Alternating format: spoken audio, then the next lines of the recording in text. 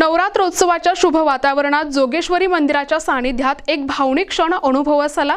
कन्नड तालुक्यातील चिंचोली लिंबाजी शाळेचे 1987 मध्ये 10वी उत्तीर्ण झालेले विद्यार्थी तब्बल 39 वर्षांनी पुन्हा एकत्र जमले।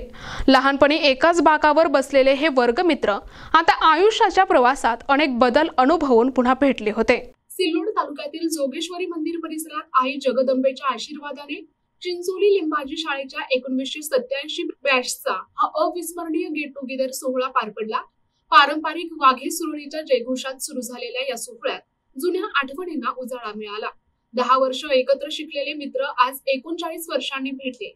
लहानपणी गोंडस दिसणारे मित्र आता काळाच्या ओघात पांढऱ्या केसांनी बदललेले दिसत होते, पण जुन्या मैत्रीच्या बांधांनी सारे भावनिक झाले। एकमेकांची गळाभेट घेताना अनेकांच्या डोळ्यात आनंदाश्रू वाहिले। या वर्गातील काही मित्रांचे निधन झाल्याची आठवण काढताना सर्वजण गहिवरून गेले।